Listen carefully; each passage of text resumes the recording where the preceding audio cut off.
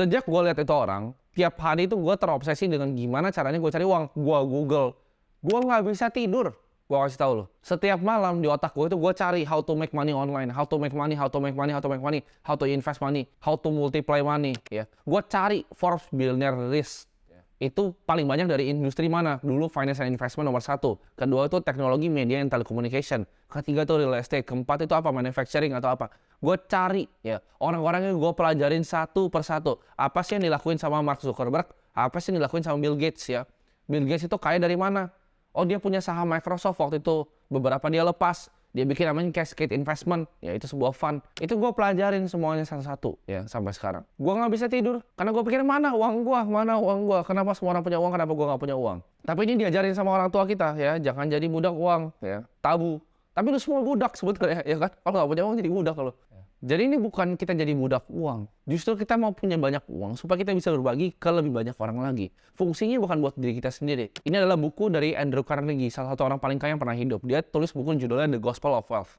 Fungsinya kumpulin uang adalah untuk bagiin semuanya. Itu adalah tujuannya kita jadi orang yang bermanfaat di dunia ini. Lu coba bayangin gak sih, lu punya uang itu kagak? Gue aja nggak bisa tidur. Gue aja googling terus, gue aja cari barang terus. Yang lu lakuin apa? Scrolling, ya kan?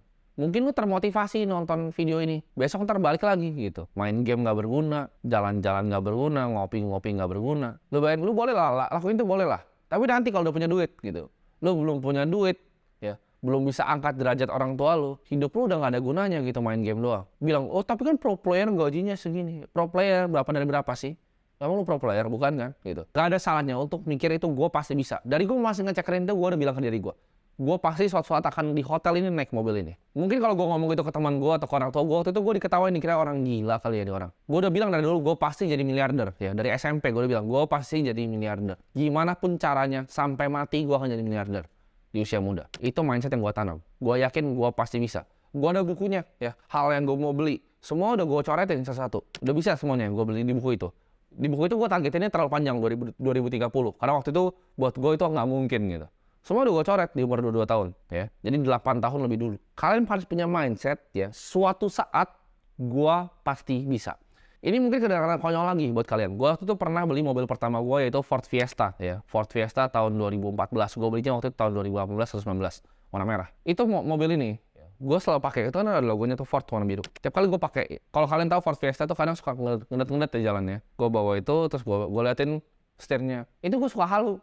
Ya, yang gue lihat tuh adalah bukan logo Ford, tapi kuda poninya Ford Mustang. Gue selalu pikir bahwa Ford Fiesta ini adalah Ford Mustang. Sampai akhirnya gue juga punya beneran Ford Mustang.